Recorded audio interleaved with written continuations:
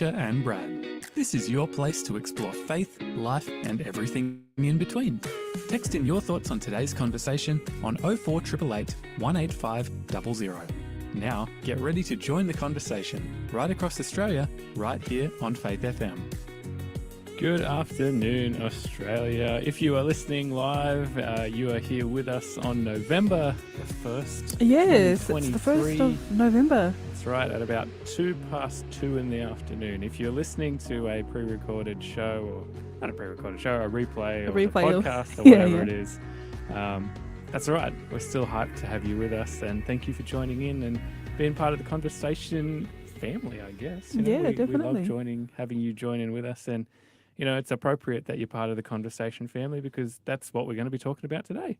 We're going to be having a bit of a chat about families and parents and relationships and how that all ties in with the Bible and, how it helps us live awesome lives, basically. Awesome. Which I think will be fun. Just quickly also, if you have missed any of our previous shows, just head to our website at faithfm.com.au, click on the podcast and podcast. I like it. It's an American vibe. And programs tab, and you'll find us there. That's cool. Now I'm wondering if there's a doppelganger of Alicia who's American and what you. You know what? My like. daughter was listening the other day. She's like, "Why do you have an American accent sometimes?" Like, I have no idea, but I just heard it then, so I snapped myself out of it. No, that's really funny. I remember years ago, I was at this massive camp, like a camporee is what it was called, with thousands of kids from all across, the South Pacific area of the world. New Zealand and Fiji and Vanuatu and it was basically like what we call pathfinders. Oh, yes. So it's kind of like scouts. Similar sort of thing. And so we had thousands of people from all across, and I was in a team that was running some activities for them. Yep. And, when you have the different groups coming from the different islands, they all have their slightly different accents. Oh, yeah. And I found that whenever I was around the groups where they were from New Zealand, suddenly I started to speak in like a slightly Kiwi accent.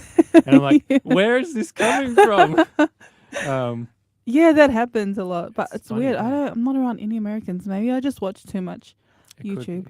I think that's it. Well, one thing interesting I've picked up over the years is I find that people who are really empathetic, for example, they can really strongly identify with other people's feelings or stories or whatever it might be. They tend to actually be able to replicate or emulate accents a lot better than others. Oh, okay. Yeah, there's a mate of mine whose wife comes from Samoa. Yeah. And I noticed that, he was telling these stories about, he was telling a story about what was going on in his work and and when he was saying that, he had like just perfectly, a normal Australian accent is what I'd call it. Okay, yep. And then he started talking about something to do with when he got married, which was over in Samoa. Oh, okay. And as he was telling this story, suddenly, he was saying, we were over there for like a week beforehand and spending all this time with his wife's family and all the preparation was over there. And slowly his accent started having this more of like an island Samoan tinge to it. Yep. And then, when he finished that story and went back to something else, his accent just changed back to the normal Aussie accent. Oh, that's so I went and asked him interesting. afterwards. I was like, did you notice that your voice changed a little bit like that? And he's like, oh, I've never actually noticed it in myself. Yeah. But I have actually noticed it in other people before. Ah. So that's kind of interesting. So I'm thinking I might try this out on my dad sometime, because my dad, both of his parents are Australian. Okay. But he was born in Auckland and he grew up there for 20 years or something like that. Oh, okay. And, from time to time when I'm talking to Dad, like he'll just be talking normally and then a word slips out and you hear it and it's like, that's a Kiwi word. That's, yeah. So I might try that with Dad and I'll just talk to him about, what life was like in New Zealand. See if his accent changes. See if it changes. That's interesting. That'll be a good topic of conversation one day. Yeah. Oh, I don't have anyone that I can test that out on because everyone I know is just like either Australian or New Zealand. Like no one has switched over, but yeah. It's a weird thing. So maybe we can open it up to people who are listening and joining us here for conversations today. Have you ever picked up on somebody else's accent changing? Mm. And like if you want to send in a longer text, tell us what the scenario was, and maybe we can start to figure out, is this actually a pattern here? Have we identified something new? Yeah. First in the world to discover this whole empathy accent thing. I think that would be kind of cool. Yeah, yeah. And if you're my family, you don't have to text in because I know what they're going to say. Ah, okay. My accent changes all the time. No, that's nice because it means you're empathetic. Yes, see, so it's a good thing. It's a gonna good use thing that if your now. accent changes. Yes, thank you. So no one can criticize you for it. So yeah, text in. Let us know if this is something you've noticed as well. You can always text in at any point to conversations here on 04 888 185 00. So grab your phone out or your notepad. I remember when I was at uni, my phone was rubbish. And so whenever I was driving in the car, Yeah. I actually had like this little notepad that I'd keep in the dash. Oh, And right. when I'd be listening to the radio, what was it? And they'd hear them say, "Oh, this is the text in number."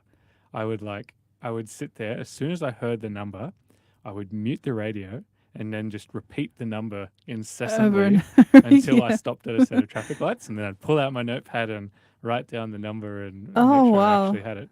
So you had a really old phone? Yeah. It was Okay. like this old, how do you describe it? It was one of the first phones that had a touch screen.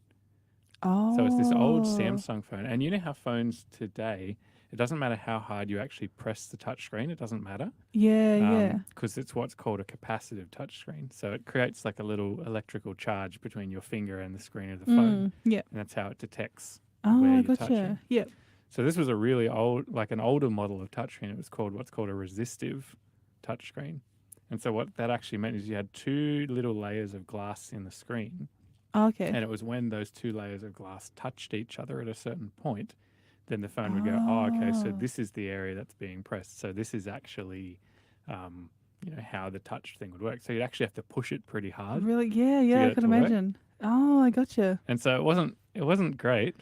But I tell you what, like the battery life on that thing was amazing. Oh, even those old Nokia, the blue ones Mhm. that have Snake on them, those batteries I could remember would go for days, and it was Yeah, like, yeah. well, mind you could only text and call and play Snake. But I mean, what else would Snake's you pretty good. have needed a phone for then?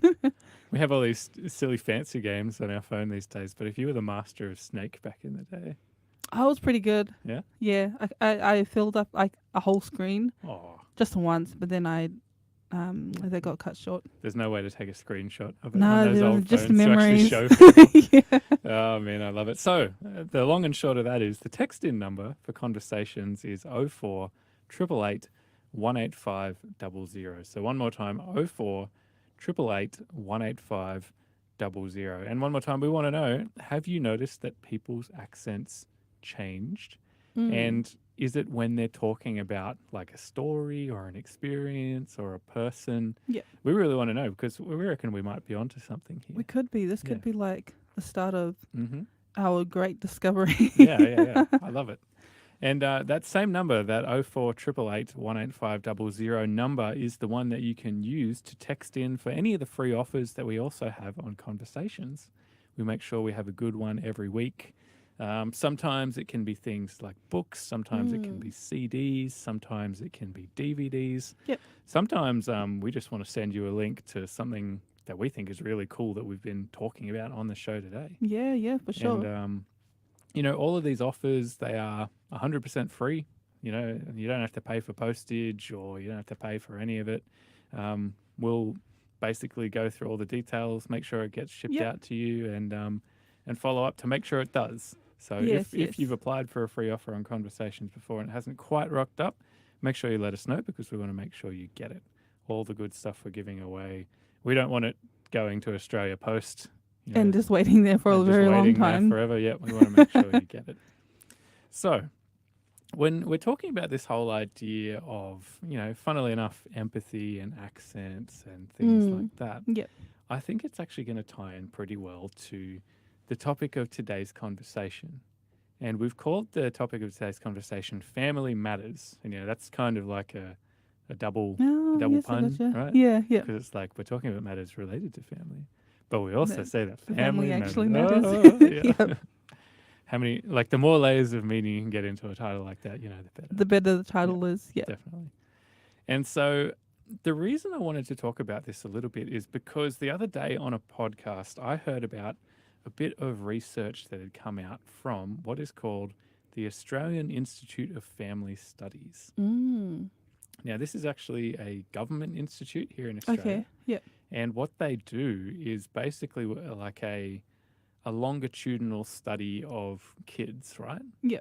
And so what that means is, when you have a generation of kids that are born, the government can approach a bunch of different families and say, hey, can we do like some surveying for your child every year for a certain amount of years, just to kind of track, what are the issues that they're dealing with. Yeah. And obviously, it's you don't have to sign up. It's not like you're being tracked and traced and blah blah blah. It's basically just every so many years. It's usually every 12 months or 2 years. A survey goes out, and the kids and the parents can comment on what's going on in their life, what are the challenges they're facing, what's going well, what's not, blah blah blah. Really interesting stuff, and it's worth having a look at the what's called the AIFS, the Australian Institute of Family Studies website, to have a look at some of these interesting bits of research and data they have there. But the reason I wanted to dig into this a little bit is there was basically a bit of data that got published, and here's the interesting thing. It says 3 in 10 older teens, so 18, 19-year-olds, have experienced intimate partner violence in the last year. Oh, wow. Mm. Did you say 3 in 10? 3 in 10, yeah. So basically a third. Yeah, yeah. Is probably the way to think about it. And so this is, occurring in the environment of a partner, basically. Yeah, yeah. So a boyfriend or a girlfriend, 18, 19-year-olds. It could also be a husband or a wife. Yeah, it could be. Could be anything like that.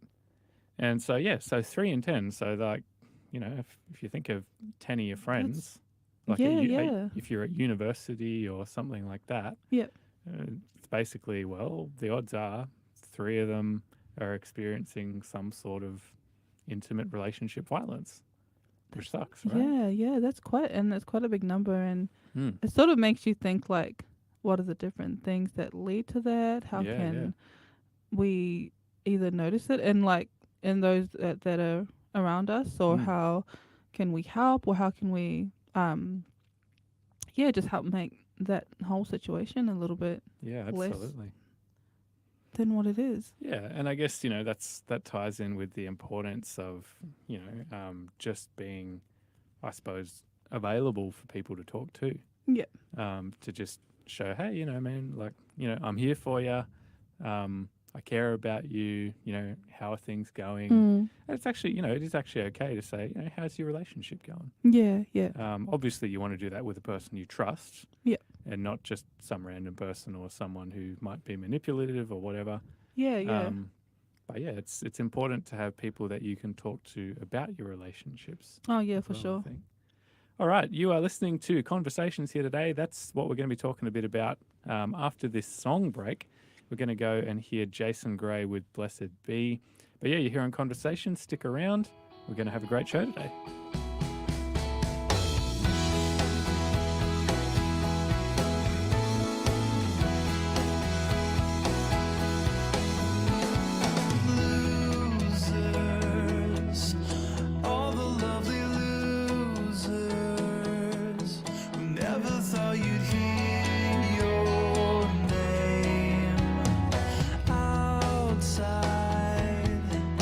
Always on the outside.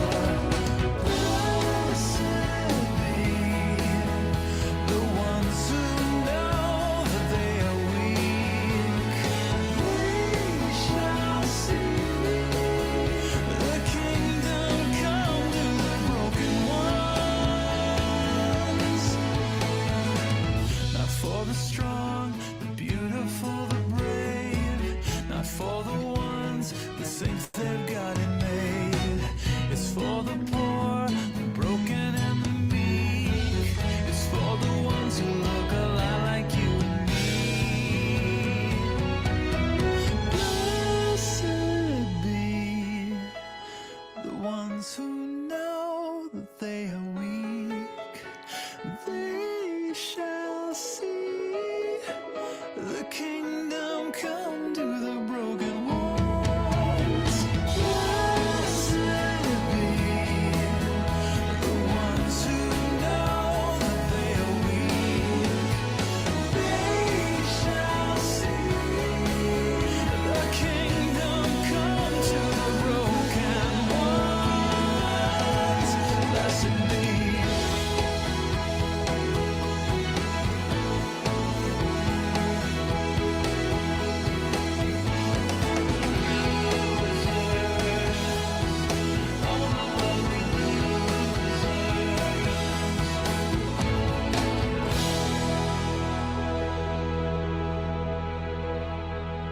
You're listening to Conversations on Faith FM. Text in your thoughts on 04888 185 00. That's 04888 185 00.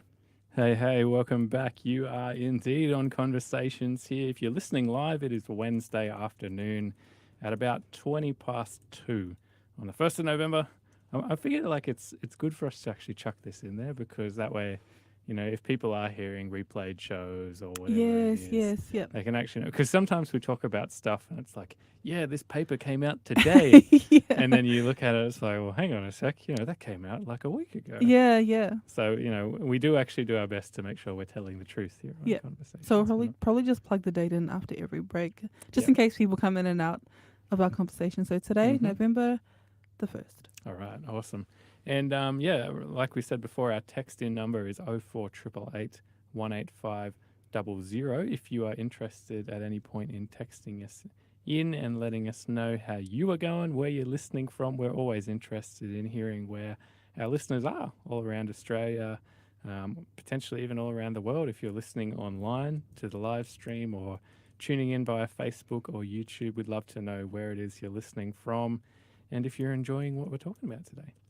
But before the break, we briefly mentioned this new paper that had come out from the Australian Institute of Family Studies that basically shared that almost 3 in 10 when it comes to older teenagers, so 17, 18, 19-year-olds, have experienced some sort of what we would call intimate partner violence in the last year. And we're sharing, you know, so this comes from a big longitudinal study that's been tracking, you know, thousands of kids since about 2004. Yeah. And that's such a young age. Like, I feel like that's the age where you're just starting, not even life. Like, you haven't even really started life yet. Yeah. So then it's like to think if that's what's happening in that age group, does that then link on to, like, as they get older and what kind of problems does that sort of pass on to their kids or if they eventually do have children? So yeah, it is quite a surprising statistic, I think, for me. Yeah. And I mean, you know, we can speculate on, you know, what the actual cause of this is. You know, there's certainly other data I've seen that things like access to pornography, for example, can really exaggerate, in particular, sexual abuse. But equally, you know, maybe it's a cultural thing that ties into, because, you know, when it comes to this idea of violence or whatever, there's also emotional abuse, which is a really negative thing. And it's probably more common and less frowned upon, I suppose. I think so, yeah. You know, just because, you know, maybe we have this attitude that, oh, well, you know, it's just words and words don't matter and blah, blah, blah. But look, so the thing that obviously I think we can pretty quickly agree, right, that any sort of abuse is not good. Yeah. That's pretty straightforward. And, you know, if you're a Christian, you know, the Bible basically, you know, Jesus teaches us, he says that we should love everybody around us and we should treat them in the same way that we treat ourselves. Yeah, definitely. And, you know, obviously that means that we try and be kind to the people around us. That if we were to, you know, desire something for ourselves, if we were to desire peace for ourselves or love for ourselves or whatever it is, even if you think about things like, oh, you know, something more basic, or I want food, you know, I really want this food and that food. It's like, well, do I also want that for the people around me? Yeah. And, would I go out of my way to help them if that's what they needed? Yeah. That's, I guess, something that Christians from the Bible are called to do. Yeah, for Which I sure. think is a kind of cool thing. But equally, see, the thing that I found the most interesting in this data that was actually released, it said that teens that have a healthy relationship with their parents in particular or their friends at a slightly younger age, so 16 or 17, had a significantly reduced likelihood of being a victim of intimate partner violence at an older age, Yeah. which is interesting. So one of the things, so the report specifically says, so specifically, high trust and good communication with parents during adolescence reduced emotional abuse victimization by 40%. Oh, So that's pretty big. that is. But catch this one, right? So high trust and good communication with parents during adolescence reduced the risk of emotional victimization by 39%. It reduces the risk of sexual abuse victimization by almost 80%. Oh, wow. That's Which a is- lot. Yeah, absolutely. So that was good communication or good. So high levels of trust Okay. and good levels of communication with parents, Oh, yes, yep. which I think is really interesting, right? Yeah, it is. And what is it, what is it about a positive relationship with your parents that makes such a difference, to these Like sorts of growing up. things? Yeah. I don't know if you have any thoughts. I mean, for me, the immediate thing I would say would be if you have a good level of trust, for example, with your parents, Yep. you would feel more comfortable talking to them. Oh, yeah, for sure. And you would actually probably think to yourself, well, maybe my dad or my mum has more experience in life than me, and they would understand whether certain behaviors are actually good or not. Yeah, yeah. And so, like my boyfriend or girlfriend is saying this to me, and I don't really know how to feel about it because I love them and I want to care for them, Yeah. but they're doing this thing that hurts me, and is You that don't know appropriate? if it's right or if it's wrong. Yeah. Yeah. And I think with the relationship with parents and their children, it's like whatever it is that's happening in the home, that's like your direct sort of bridge to what's going to go on in this outside world. Yep.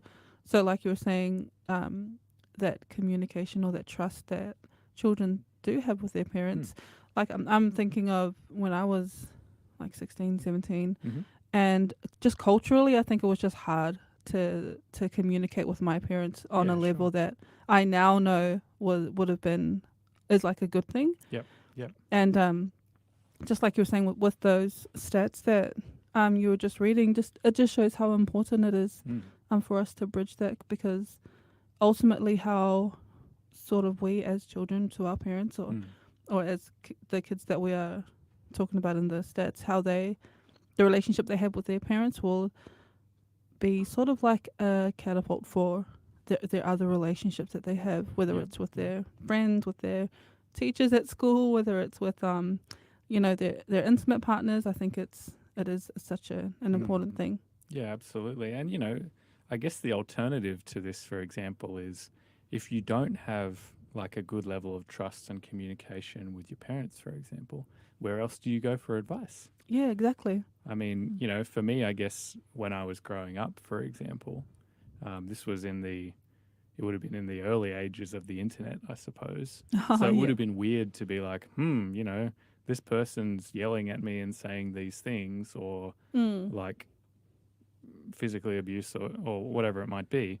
It would be really weird to go on the internet and search for something like that. Yeah. Because, I guess there might have been some content out there, but it wasn't what you'd do. Yeah. Because the internet, I guess for me growing up, was for playing games. Like exactly. Play RuneScape or something like that. Or like, those dodgy kind of flash games on Miniclip or whatever it would be. So that wasn't what you'd use it for. Whereas I think for kids these days, that's where they might actually go for Yeah. advice Yep. if they don't have that level of trust with their parents. And I think, it's probably fair to say that a lot of advice floating around on the internet is not necessarily good Oh, advice. it's not the best. Yeah. Yeah. And it's majority from people that they would not know at all.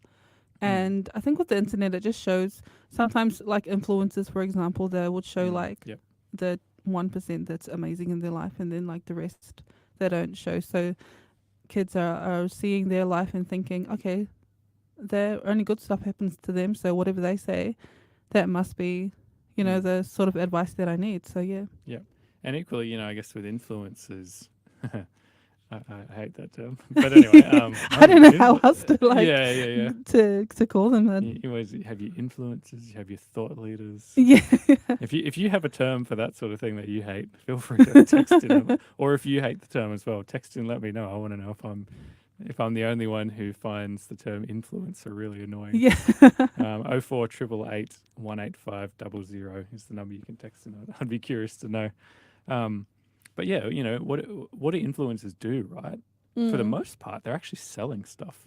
Exactly, yeah. So they're selling products, or they're selling a lifestyle, or they're selling a course, or whatever it might be. They're selling something. Yeah. Yeah.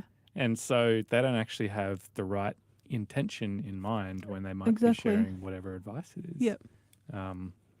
It's basically just to benefit themselves. Whereas you would like to think that in the vast majority of cases, a parent has the well-being, like the long-term well-being, not just like, oh, okay, what's happening tomorrow. Just for now, yeah. Yeah, the long-term well-being of their child in mind. Yeah. And I guess that's, same sort of deal, right? If a kid comes to a parent and says, hey, this is going on, a parent would probably be able to say, well, look, I mean, think about what this means in the long term, right? Yep. If something happens once, sometimes you might say, oh, well, okay, maybe it was a one-off or whatever. Yeah. But if it continues to happen, like because that's what abuse is, right? Yeah. Like abuse is not just a single thing, although it can be, I suppose. It's like a repeated continual thing that happens. Yeah. Yeah. And interestingly, I think a lot of the time. Okay, let's get into like a quick biochemistry lesson. Okay. Yeah. So when you like how we put it, when you fall in love with someone, for lack of a better term, or you have a crush on someone, your brain releases a particular like chemical hormone. It's called phenylalladrine, I think it is. Oh wow. The synonym for it is PEA. But basically what it means is your brain kind of switches off the area that, or this hormone basically mucks with the area of your brain that allows you to make rational decisions. That makes so much sense. Yeah.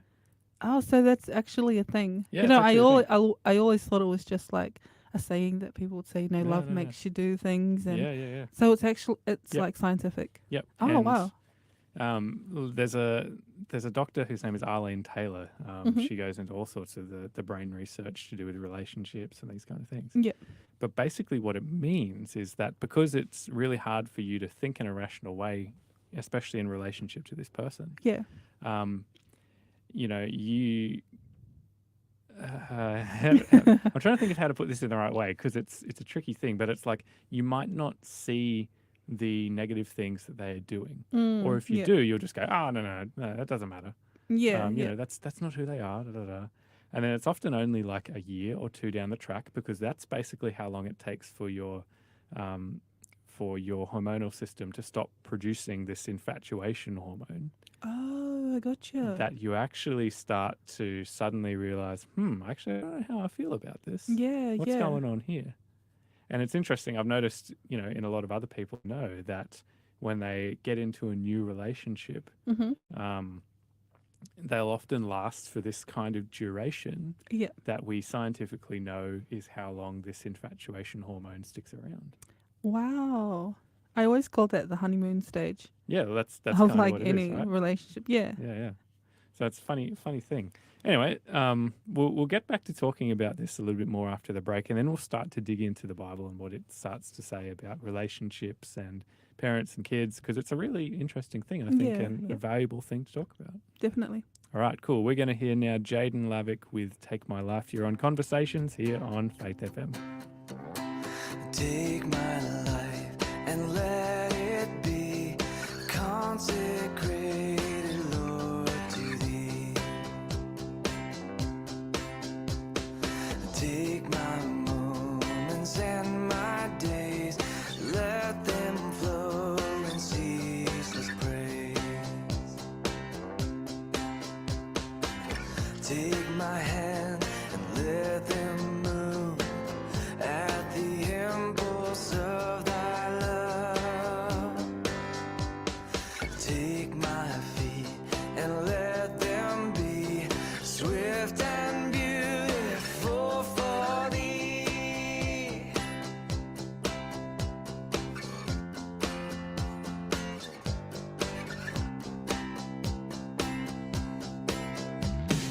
Take my voice and let me sing, always only for my King.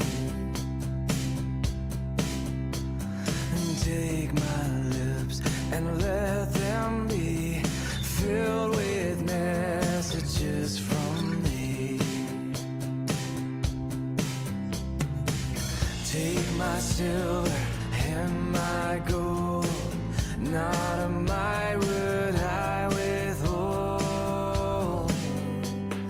Take my intellect and use every power Thou shalt choose. And I give everything to You. I give everything to You.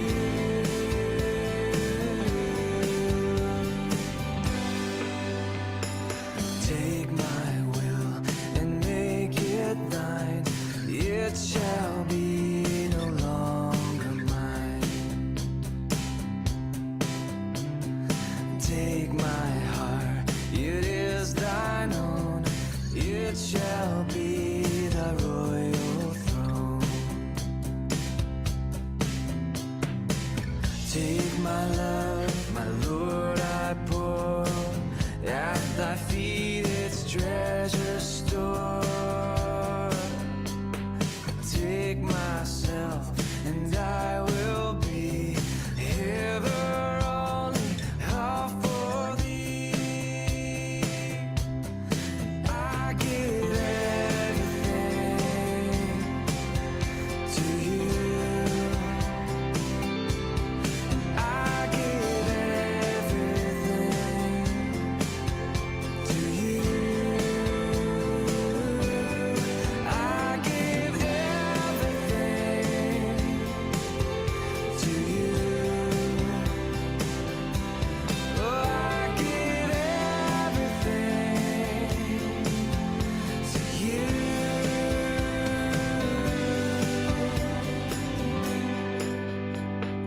Take myself and I will be ever only all for Thee. You're listening to Conversations on Faith FM. That's right, welcome back. That song you just heard there was Jaden Lavick with Take My Life from his album Roots Run Deep. Pretty cool song, and we do definitely like Jaden Lavick here on Faith FM, which you are tuned into right across Australia, online, and maybe even all around the world. Let us know where you're tuning in from today on 04888 185 00. We'd love to know. Hey, we are having a conversation today about family matters because we've been talking a little bit about some new research that has come out here in Australia from the Australian Institute of Family Studies that basically says that approximately a third of older teenagers have experienced some sort of intimate partner violence or abuse.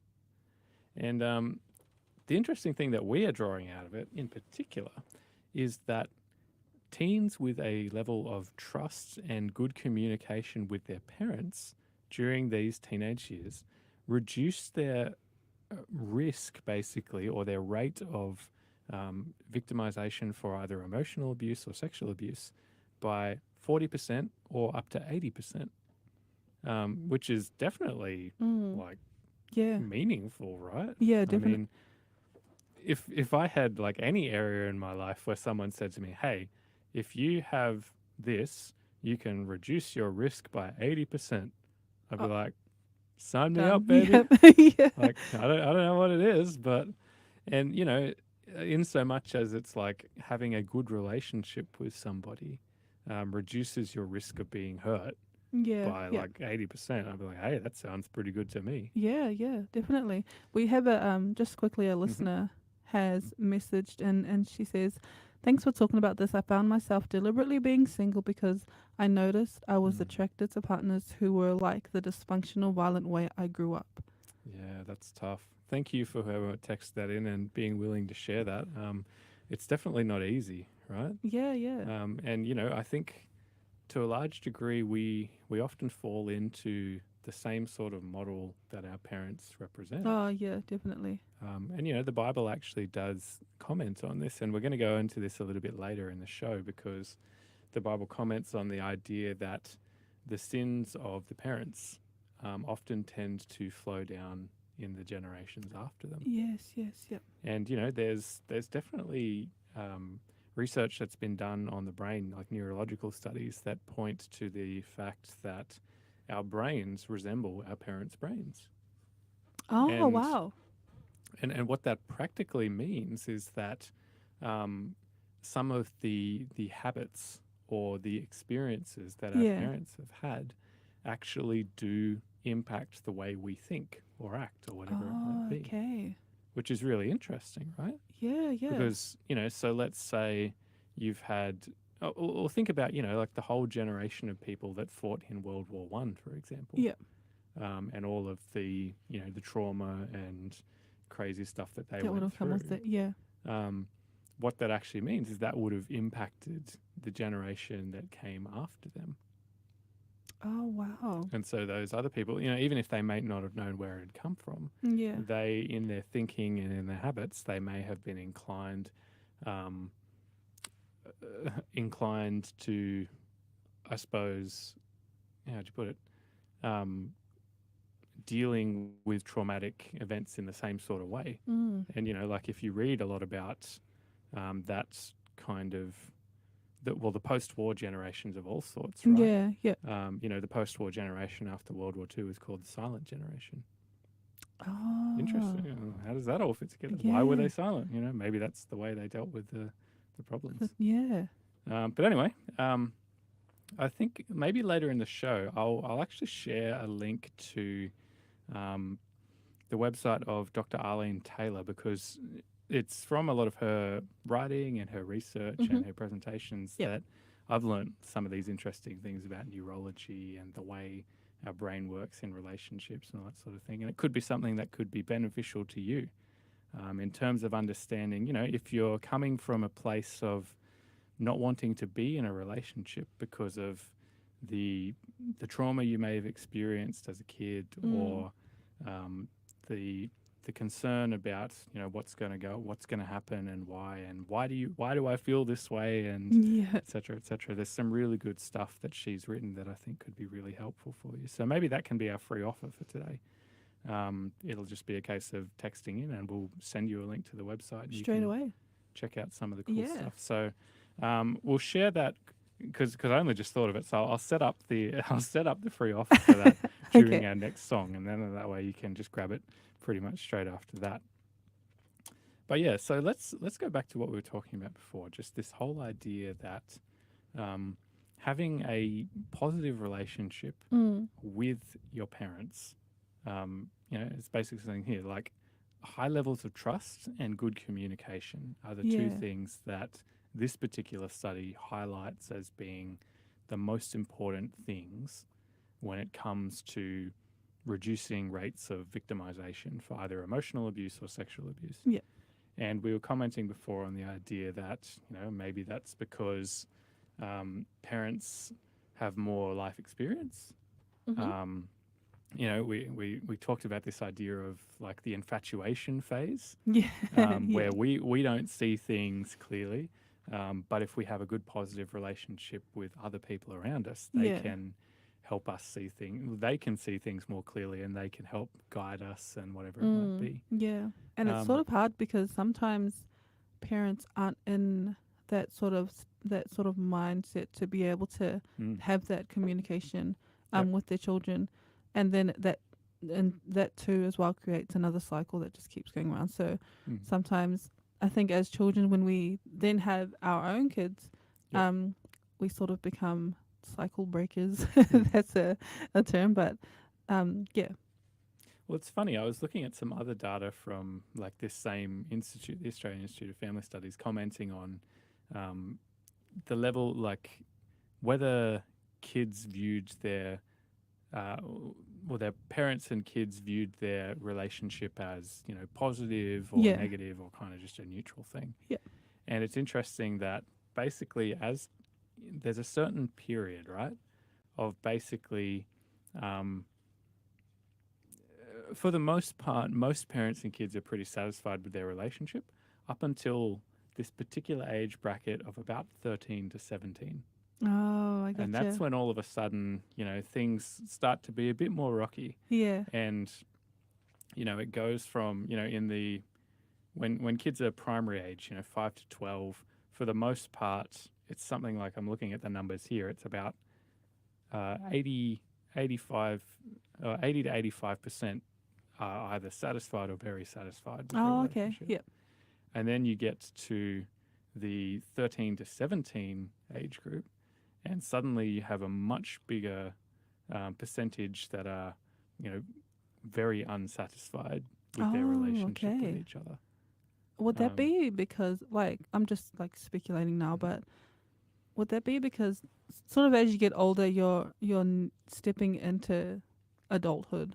Yeah. And like as from like teenage 13 through to 18, and especially now kids are just growing up like faster than they really should. Yeah, sure. So I think as soon as like kids hit 13, they've got this mind like, I'm an adult now, I can conquer the world. Do you think that sort of plays a little bit in it? I think there's an element of that, like you're trying to understand who it is you are. For example, there's an identity question. And so you're trying to understand, your parents have set up a particular identity for you. And, for me, I'd say, well, I am a Martin because my parents are both Martins and the Martin family has these values. Yeah.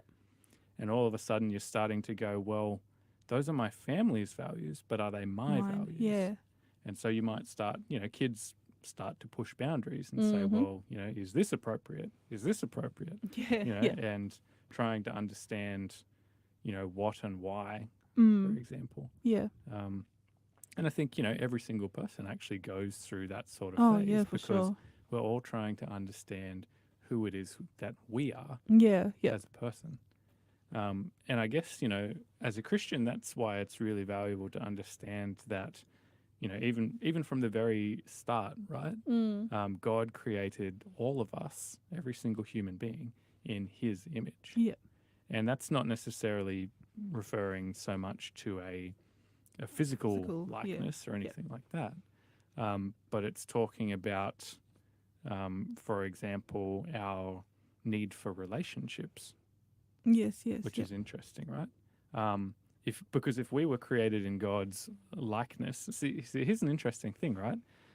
From the Bible, a lot of Christians have this idea of the Trinity, so that there's three characters that make up God, like three individual beings who are all communally God. Yeah. So you have God the Father, Jesus, and the Holy Spirit. And, like there's all sorts of debate about, is this the case or is it really just one or blah, blah, blah. So if God, this is my interpretation, right? Okay, yeah. So if God created us in his image, why would he have created man and woman if it was only just one? There's some food for thought, maybe. Yes. Because the point is, like, God has always had this capability and this intrinsic nature where relationship is important. And there's this relationship that exists between God himself. Which I think is kind of cool because then we go, well, okay, we're created in God's image, which means that we are built for relationships. Yeah. And, I think the relationship that we often see between parents and children, at least when you have a positive relationship, very much emulates the relationship that God has with us. And, we can go into, for example, probably the most well-known example of some sort of Bible verse when it's related to, kids and families and blah, blah, blah, blah, blah, is in the Ten Commandments, right? Yeah. So if we go to Exodus chapter 20 and verse 12, this is an interesting one because we often don't just read the first little bit, but there's a second part to this command that God gives that, has some interesting context for it. So, Alicia, would you like to read Exodus 20 verse 12? Yep. So, and it reads, "Honor your father and your mother, so that you may live long in the land the Lord your God is giving you." Okay, so why is this the outcome, right? Yeah. Is this the only commandment where God is saying, honor, I'll do this, so then you will receive something? That's a good question. Maybe we can have a little look at that. I don't remember off the top of my head, but it could be. Yeah. Because I'm just sort of going over it in my head. Like the last 6 are all like very, thou shalt not kill, thou shalt not lie. But this one has like an honor, like an instruction, and then like a. Because if you do that, right, this is what you'll get this. Now that I have a quick skim here at the Ten Commandments, I think you're right. It's the only one that has a specific promise kind of attached to it. Which is really neat. And maybe we can dig into that a little bit more after this coming up song break here, because that's quite interesting, right? Yeah. All right. So you are listening to Conversations here this afternoon on Faith FM. Man, we're digging into some interesting stuff today. I like it. We're going to hear Audrey Assad now with How Can I Keep From Singing? My life flows on in endless song above earth's lamentation. I hear this weed, though far off him, that hails a new creation. Through all the tumult and strife, I hear the music ringing. It finds an echo in my soul. How can I keep from singing?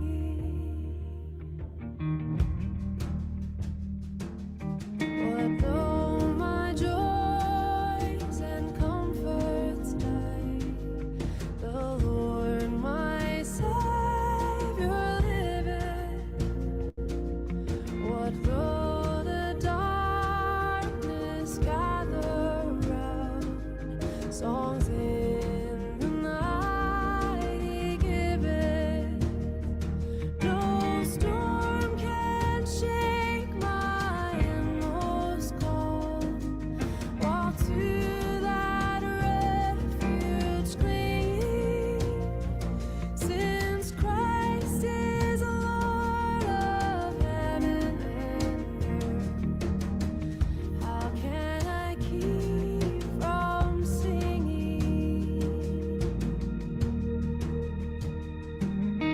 I lift my eyes, the cloud grows low. I see the blue above it, and day by day this pathway swells. Since first I learned to love it, the peace of grace makes fresh my heart. The fountain of the springing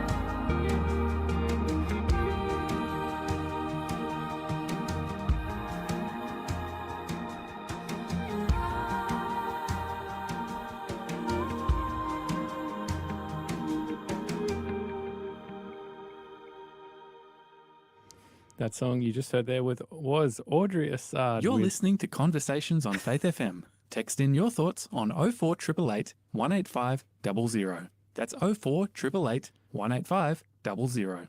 Oh, boy. Oh, well. Yeah, that's right. That song you just heard there was Audrey Assad with How Can I Keep From Singing off her album Inheritance. I got a little bit ahead of myself there thinking that that was the end of it, but no, that was a stinger. That's right. We're all doing all right here. Hey, shout out to Aki, I think it was, who is tuning in from South Dakota, from Hermosa, South Dakota in the USA.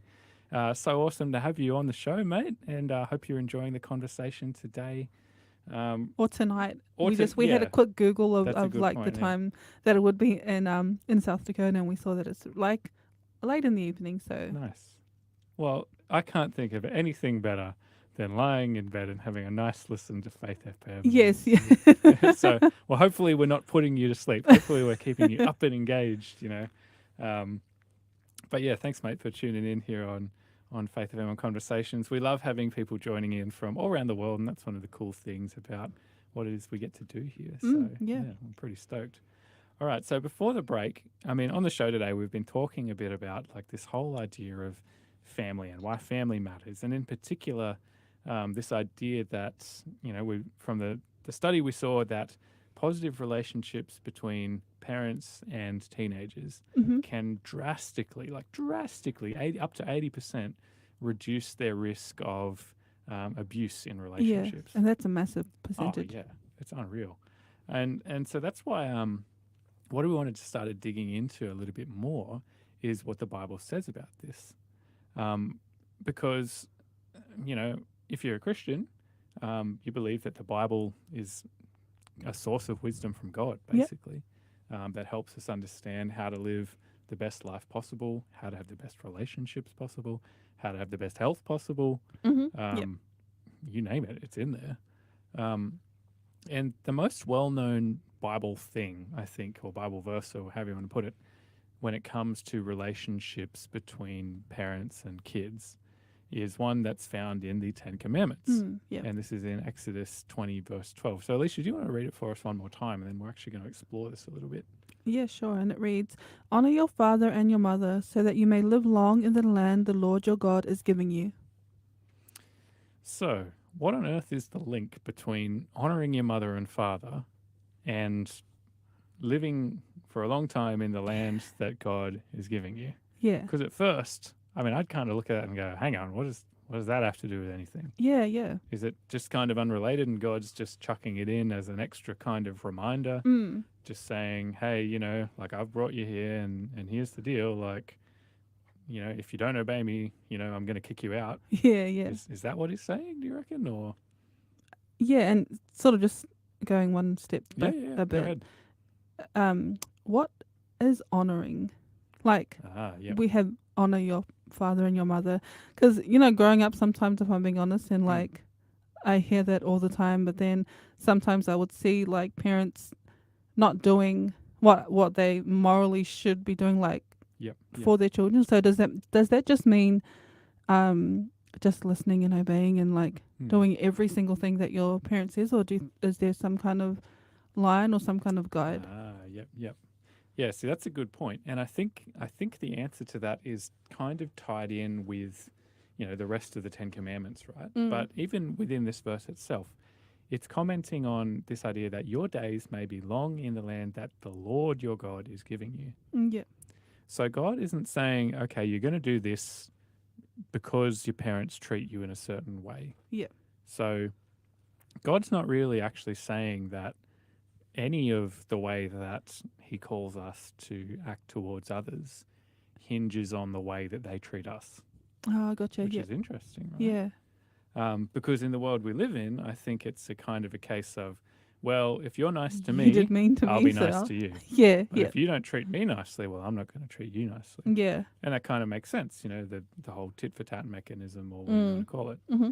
God's actually saying, okay, no. So the reason why I want you to honor your mother and father has to do with me. And that's why he puts in this extra kind of clause, so to speak, of saying, I'm reminding you that this has nothing to do with the way that they behave. Yeah. Yep. This has to do with what I've done for you. Oh, gotcha. I've brought you out of slavery, out of Egypt, where you had nothing, Yeah. right? Yeah. Where you were a slave and you could just be beaten and have your stuff stolen and Yeah. whatever Yeah. it might be. I've taken you out of all of that, and I brought you to a place where you are free. And, you are no longer ruled by other people who hated you, basically. Yeah. Yep. All of a sudden, you are free.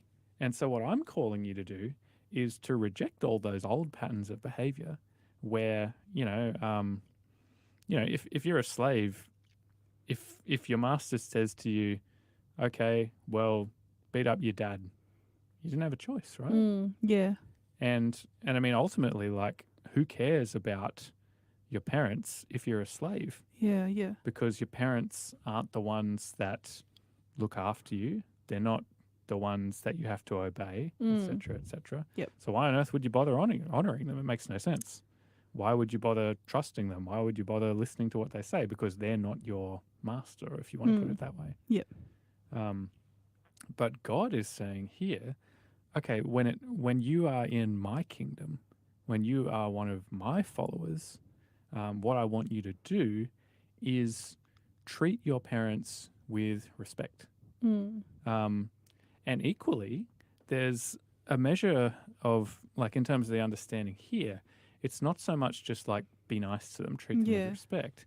It's actually saying, well, when your parents get old, look after them. Yeah. Yeah. When sure. there's nothing, when they're struggling to look after themselves, honoring them means actually you sacrifice what it is that you want, and you look after them. Yep. So you help provide for them, you help care for them, even when there's, they can't give you anything in return, right? Yeah. Yeah. And I think that is actually a really powerful thing, because that symbolizes God's own nature. Yeah, definitely. What God does for us is the same thing. We can't give God anything in return, can we? Like, exactly. I can't turn around and say, hey, God, you're pretty good. Here's an apple. Grew it myself. I mean, what is God, the guy who created the entire universe? Yeah, He doesn't need that. But that's the sort of God that he is. He actually cares for us with no expectation of anything. It's an act purely of love. Yes. Yep. Which I think is really cool. And that's, why we honor our parents, for example. Yeah. In the same way that, a parent looks after their kid, even though their kid, same sort of deal, right? What can they offer in return? Yeah, It's not like they can go to work and bring home money to pay the bills or something. It's, young kids can do nothing at all, so to speak. Exactly. So why does a parent look after them? Because we are created in God's image, and God's image is love, and love entails serving and sacrificing. Yeah. Which I think is really cool. Awesome. And also I think honoring when we talk about honoring our parents, it could even also extend to how we just are as people in the community, because I know culturally I will always be connected to my parents. So whatever I'm doing is automatically a reflection of my parents. So in another sense, like honoring them in another way is like just being an all-around good person to anyone, whether it's your work friends, whether it's a stranger on the street, because people will always look at you and sort of connect you back to where you're from or who you're from or like your parents. So I think honoring them in that way as well could be included here. And like what you're saying there is so important, because it's the model, right? Yep. When we honor our parents, for example, in this case where it's like where there's nothing we receive in return, God's using that as an example, right? As a model to say, okay, now do it to other people around you who also can't give you anything in return. Yeah. Because you see how much it blesses your parents and how amazing it is, and how loved they feel, and how awesome it is for your relationship with them. Yeah. Like yep. it builds that trust, and it builds those communication skills and all that sort of yep. thing. And then God's saying, okay, so you've had a taste of it and it's good, right? Yeah. Yeah. Look how much better your life is. Okay, so let's take this, and we're going to do it not just with our parents, but we're going to do it to the people we see around us. Yeah. Yeah. Who also don't have anything to offer us. Yeah. In terms of material goods or whatever in return. Yeah. Yeah. And I think that's the key thing. Just not always expecting something in return. Because like you were saying before, especially like in this world, it's just like, what can I get out of you first? And then I'll see what I can do for you. So it's getting into that mind frame of doing without expecting anything in return. Yeah. Yeah. And, like, I guess we can go into a couple of other, Bible verses, for example, that comment on, different things to do with relationships in family. But I guess, like, this is why I guess I love, starting in like the earliest parts of the Bible that you can a lot of the time. Yeah. Because you see that the foundations that exist there are kind of like they're what inform the other 1,000 pages and the other stories and everything else in the Bible. Like God's character is really consistent. Yeah. And the seeds for what we understand of positive relationships in the New Testament, they existed from the creation of the earth. Yeah, exactly. Like they didn't just suddenly appear with the 10 Commandments or anything like that. It's just like God saying, well, I revealed my character at the start and some unfortunate stuff happened. All right, well, I'm going to reveal my character again. Yeah, yeah. And then we go off track again and God goes, all right, I'm going to do it again. Yeah. So I think it's a really cool thing. One of the other ones that I'd love to go to, and I'm just trying to think, we're running a little bit low on time before the next ad break, but that's okay. It's actually in, let me see, 1 Timothy chapter 5, verse 8. And this ties in very much with what we just talked about, so we can keep this one fairly short, but it's just building it out a little bit more. So 1 Timothy 5:8. Yep, and it reads, anyone who does not provide for their relatives, and especially for their own household, has denied the faith and is worse than an unbeliever. Okay, so there you go. So I think that ties in really closely with what we talked about before. Yeah, for sure. It's saying that, caring for the people around you, and this is the thing, right? People back in Paul's day, they lived with their family. Yeah. So you lived with your grandparents and you lived with your parents and you were all in together. And it's saying that, if you don't care for those people who are around you, especially for the people immediately directly there, the members of your house, then you don't have the fruit of a relationship with God. Yeah. Because that's evident in the way you treat them. the people immediately around you. Yeah. Which I think is pretty telling. All right, we're going to go to a song. We are going to hear Kayla Hopkins with Who Am I? You're listening to Conversations on Faith FM. Don't go anywhere. After the break, I'm going to give away the code word for today's free offer. See you soon.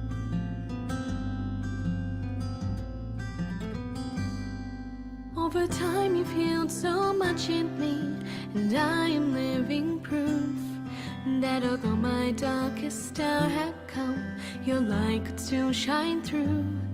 Though at times it's just enough to cast a shadow on the wall, well, I am grateful that you shine a light on me at all. Who am I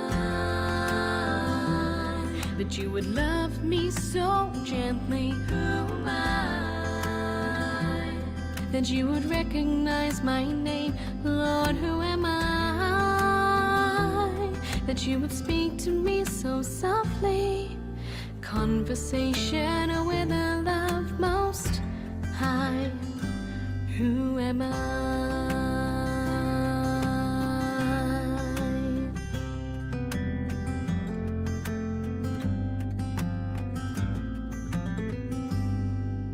Amazing grace, how sweet the sound that saved a wretch like me. I once was lost, but now I'm found, was blind, but now I see. And the more I sing that sweet old song, the more I understand that I do not comprehend this love that's coming from your hand. Who am I that you would love me so gently? Who am I that you would recognize my name? Lord, who am I that you would speak to me so softly? Conversation with a love most high. Who am I?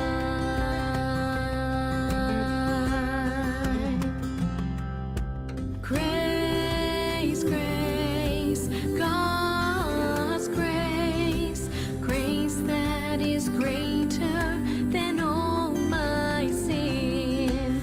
Grace, grace, God's great grace, grace that is greater than all my sin. Who am I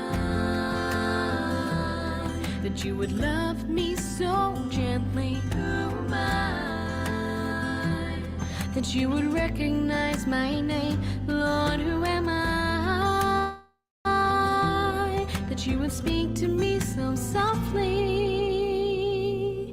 Conversation with a love most high. Who am I?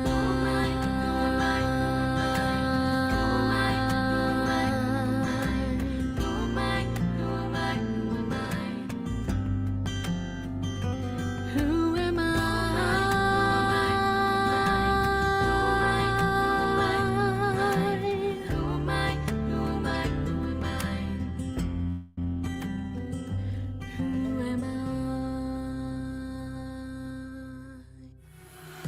You're listening to Conversations on Faith FM. That song you just heard there was Kayla Hopkins with Who Am I from her album Above All. Welcome back. You are here with us on Conversations. This is the last little segment of our show today. I can't believe how quickly time has flown. I know, right? I thought we had two. Yeah, no, it just we just fly through. We're so efficient here. Yes, we Which is maybe a good thing, maybe a bad thing. I don't know. Depends how much you like hanging out with us. But yeah, thanks for everybody who's texted in so far on 04888 185 00. Hey, it's time to give away the code for today's free offer. And as we mentioned a little bit earlier, what we want to give away today is something pretty straightforward. It's actually a link to the website of Dr. Arlene Taylor. And Dr. Arlene Taylor is I call her the brain lady. I think maybe she calls herself that as well.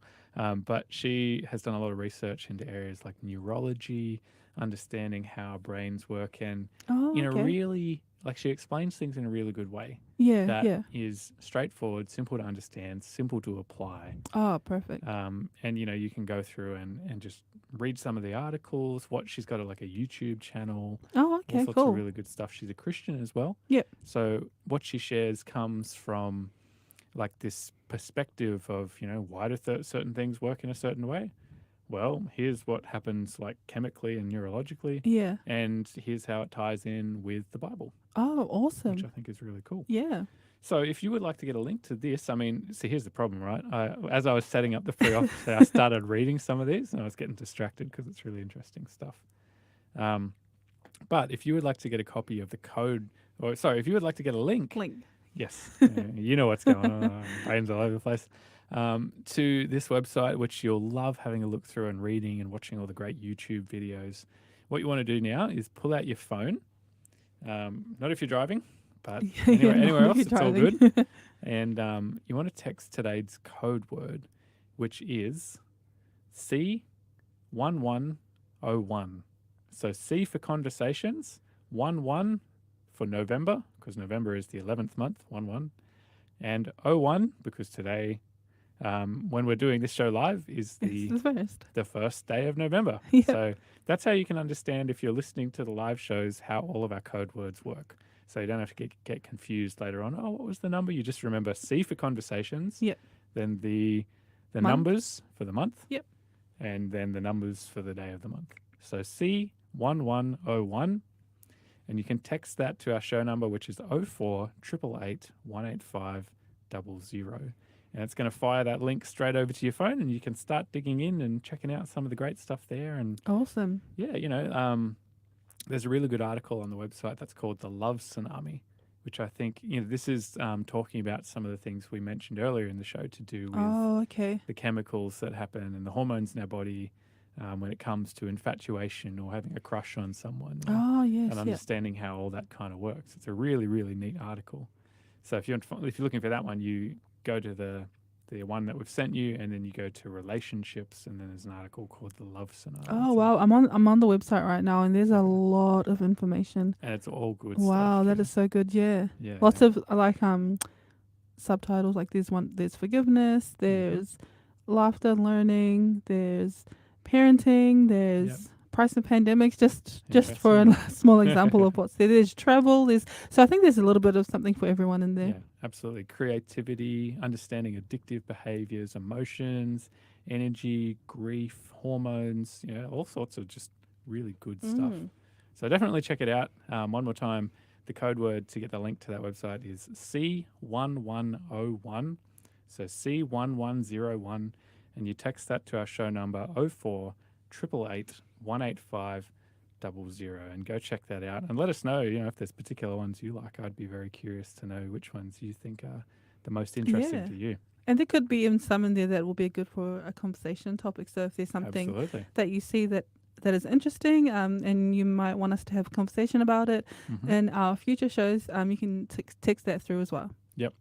All right, cool. So in the last little segment, we've been briefly touching on, the parallels between why it is, for example, that how should we put this? That in the Ten Commandments it says, it's important to honor your parents. Yes. Yep. And we actually understand that it's not for anything that our parents have done, right? It's because we are emulating Jesus's character, which is to serve and to care, even when we get nothing in return. Yeah. Especially when we get nothing in return. Especially when we get nothing in return. And there's another verse I'd like to look at, and this one I think kind of highlights the nature of God's character and how he relates to us, which I think, very much ties in with this whole thing that we've been talking about here. So let's go to the Psalms. We're going to go to Psalm 103 and verse 13. Psalm 103, verse 13. And it reads, I'll just pull it up on my screen. Yeah, you're right. And it reads, as a father has compassion on his children, so the Lord has compassion on those who fear him. Okay, cool. So what this exemplifies here, I think, is that there's a particular relationship that God wants to have with us. Yeah.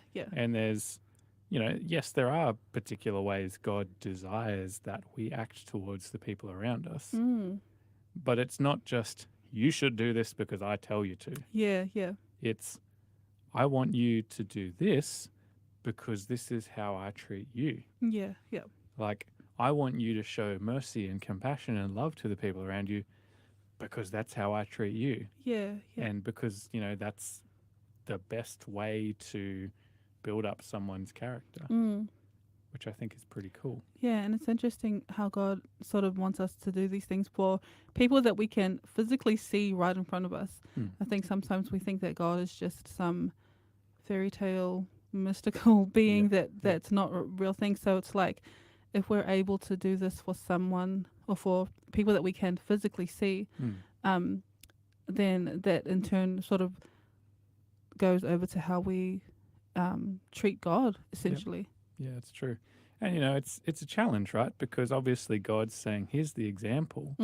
But, how many people do you know, may even be you yourself, that doesn't have a father that lives up to this example? Exactly. And, it may even be that you have a father who's compassionate 99% of the time. Yeah. But then the 1% of the time they're angry and frustrated and whatever it might be. And that's the challenge, right? God, and I guess this is why, Jesus came as an example as well. Yeah.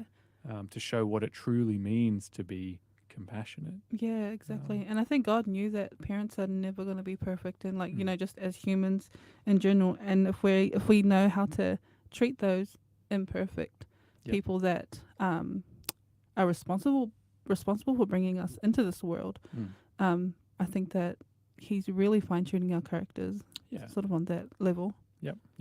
And I want to quickly jump to Colossians 3, and I'll just read this one out because I think this one's a really funny one, I think, in a way. Because if you go Colossians 3, verses 20 and 21, it says, "Children, obey your parents in everything, for this pleases the Lord." And I don't know, maybe if you grew up in a Christian household, you heard that one a few times.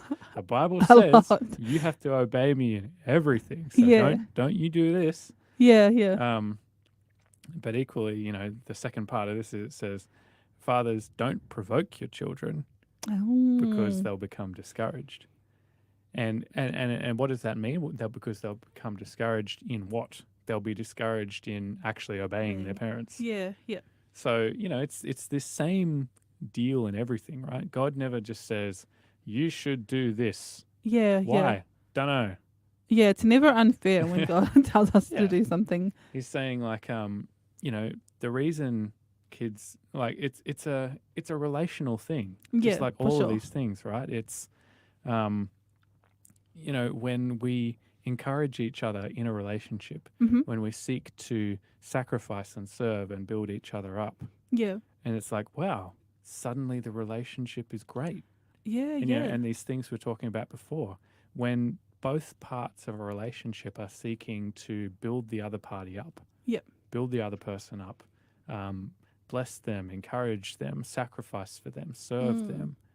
When both sides are doing that, you do have a relationship that, going back to the study we were talking about before, has high levels of trust. Yeah, definitely. And great levels of communication, because both people in the relationship know that they're not going to be rejected or ignored or belittled or anything like that, because both people genuinely care. Yeah.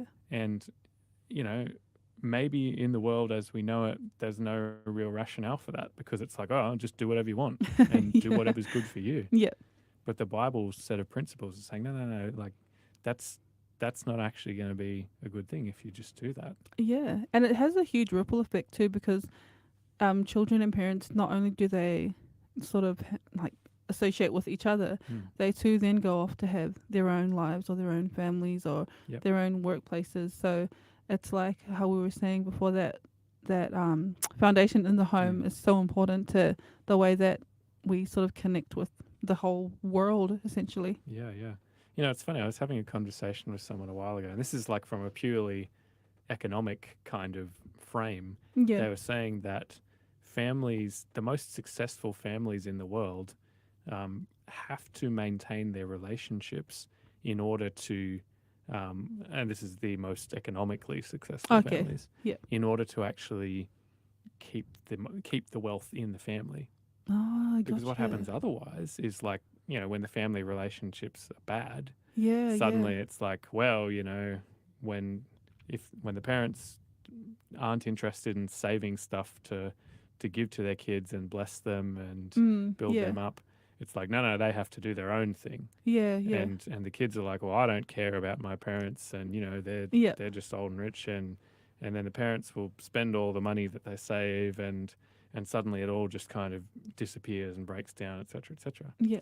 Whereas you see in the families that are the most economically successful, they have to actually focus really hard on keeping a positive relationship. Oh, I gotcha. And when they do that, funnily enough, all the blessings of actually having money and having wealth are used to, like what was the thing we just read before in what was it in 1 Timothy? Like, if anyone doesn't provide for his relatives, and especially for the members of his own household, it says like he's denied the faith.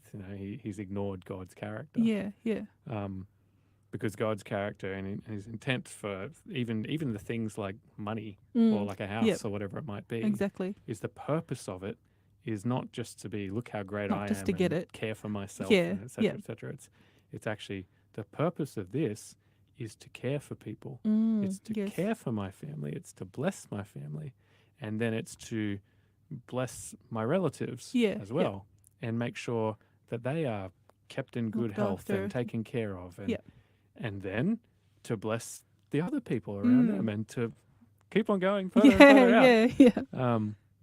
And I think that that's just so representative of God's character. Yeah, it all sort of comes back to God's character. Yep. I feel like every conversation we have on the show, it always links back to God's character, which Yeah. I love so much. Yeah, it is really cool. And so I guess, for me, when I see, these sort of research papers come out and it's talking about, so it's these positive relationships that reduce the risk of, victimization, being abused in some way. For me as a Christian, I go, wow, that makes perfect sense based on what I understand of how God intended Wants us to- relationships to be. Yeah. And so, obviously we haven't gone into today things like, what to do if you're in an emotionally abusive relationship or a sexually abusive relationship, given that those are some of the things that this study talked about. But I would encourage you to find someone that you trust, that you can talk to about these things. Don't just sit there and go, well, it's always going to be like this and there's nothing I can do. Yeah, because that's never the purpose that God intended for your life. Absolutely. Yep. And, whether that's family or a friend, just know that there are people you can talk to and, there's emotional support hotlines. There's things like counseling services beyond Blue. People are there to listen and to help you, people that you can trust. Yeah, definitely. So don't just feel as though you're stuck and there's nothing you can do. But yeah, that's kind of what we have time for today here on Conversations. And hopefully it's been something that's been positive and uplifting and just encouraging. just a good reminder of God's character. And it's always the thing that he doesn't say to us, you should do this, without having first done it himself. Yeah, exactly. Which I think is awesome. And just quickly again, our free offer today. Yes. Our code word is C1101. So C, the letter C, 11. C1101, and just text that through to us on 04888 185 00. That's 04888 185 00, and we will get that link to you straight away so you can have a look at all of this good information that we were sort of talking about today. Yeah, absolutely. And if you're watching on YouTube or Facebook and you're not actually in Australia, because we know that does actually happen from time to time, make sure you just chuck a message. You can send us a message to our Facebook page or just chuck a comment on the YouTube channel. Yeah. And we'll just fire that to you because, I don't know. I'm not sure the international texting works particularly well. It might. It might just cost a few extra than it would. Do international texts cost that much these days? I'm not sure. Mine's free, so I'm not sure. I remember when I was in New Zealand a couple of years back, I could text to Australia and it was like, I don't know, maybe it was free, or it might have only been like 20 cents or something like that. I think it would have been like 20 cents, yeah. But being in Australia, there's hardly any providers that would let me text internationally to New Zealand. Yeah. So it's funny because it works one way, but not so much the other, which is kind of annoying. And so now I guess we have things like Messenger and blah blah blah to let us all the free stuff. Yeah. Well, we're only selling our information. Yeah. Our privacy. Let's not get into that today because we don't have time. But yeah, thank you so much for tuning in to Conversations. Had a real blast hanging out with you. Thank you for everybody who's texted in and shared your comments and thoughts, as well as everybody who's texted in to grab today's free offer. Alicia? Yeah, thanks. Awesome. It's been great. Thanks everyone, and stay tuned. Next we have Looking Up. I'm not sure where they're live today. They are live. Whether they're live or not, they're coming up. It's a great show. So enjoy, guys. Awesome. See you later.